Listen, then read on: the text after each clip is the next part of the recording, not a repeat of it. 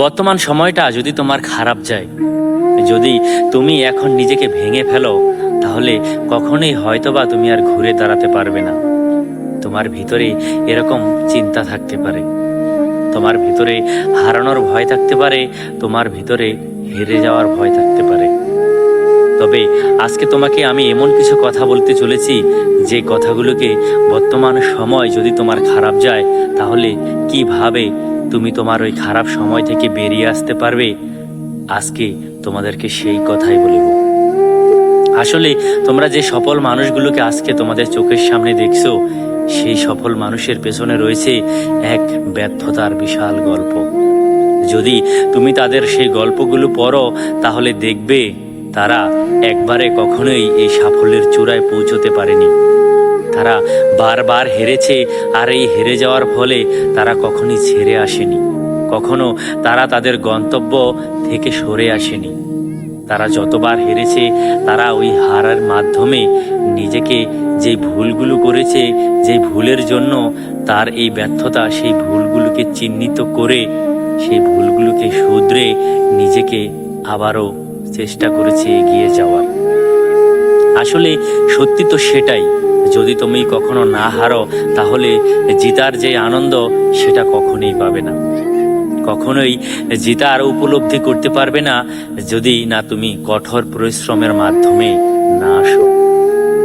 প্রত্যেকটা মানুষের জীবনে খারাপ সময় ভালো সময় আসবেই, আর যদি তুমি খারাপ সময়টাকে নিজের শিখার মতো কিছু না করে নিতে পারো, তাহলে হয়তোবা তুমি কখনো ভালো সময় আসবে না, হয়তোবা তুমি কখনো ভালো সময়ের দেখা পাবে না।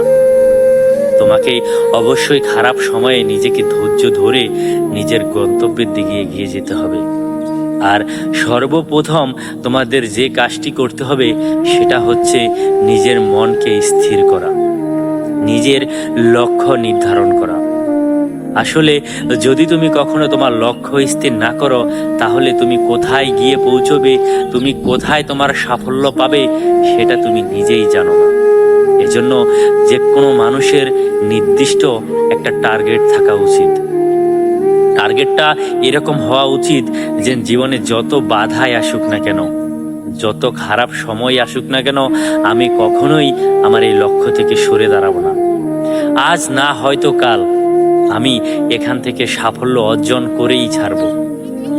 প্রত্যেকটা মানুষের জীবনে আসলে সমাজ থেকে তিরস্কার, ফ্যামিলি থেকে চাপ, নিজের মানসিক যন্ত্রণা প্রত্যেকটা মানুষের জীবনেই আসে।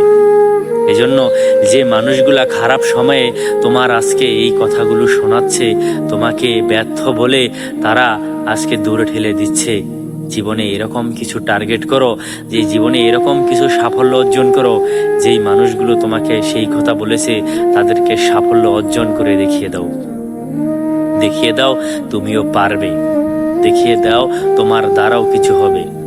এজন্য সর্বপ্রথম তোমার মনকে স্থির করে তোমার এই খারাপ সময়গুলোকে কেন্দ্র করে জীবনে কিছু শিখো, জীবনে কিছু স্কিল ডেভেলপ করো, নিজের মনকে স্থির করে।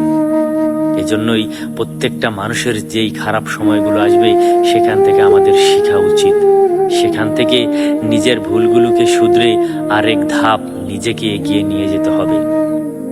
ছেড়ে দাও তোমার আত্মীয় স্বজন, তাদের কাছ থেকে দূরে চলে যাও, প্রয়োজনে নিজেকে এক একাকিত্বর জীবনে গড়ে তোলো। দেখবে এই একাকিত্বই একটা সময় তোমার সাফল্যের মূল চাবিকাঠি হয়ে দাঁড়াবে।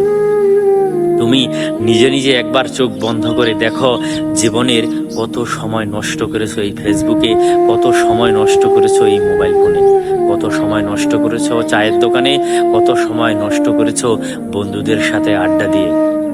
আর তোমার সাথে তোমার সেই বন্ধুরা ছিল না কোনো চায়ের দোকানে, দেয়নি তোমাদের সাথে কোনো আড্ডা।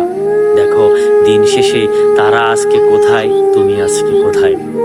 তার একটাই কারণ, সে সময়ের সঠিক ব্যবহার করতে পেরেছে, আর তুমি সময়কে হেলিয়ে ভেলিয়ে বিভিন্ন কাজে দিয়েছো, যেটার আজকে শূন্য, তুমি শূন্য হাতে বসে আছো।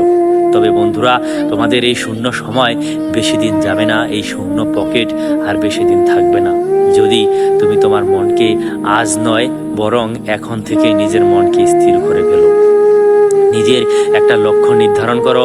যদি তোমার বন্ধুরা আজকে সাফল্যের চূড়ায় পৌঁছায়, তাহলে তাদের সাথে কম্পেয়ার করো যে তারা যে সাফল্য অর্জন করেছে, আমি জীবনে তাদের থেকেও ভালো কিছু করব। তাদের থেকেও ভালো কিছু করব মাত্র 6 মাসের ভিতরে, অথবা মাত্র 3 মাসের ভিতরে। এরকম নির্দিষ্ট একটা সময় নিয়ে নিজেকে বড় ধরনের একটি স্কিল ডেভেলপ করাও। দেখবে তোমার দ্বারাও কিছু হবে, তোমারও এই খারাপ সময় কেটে যাবে।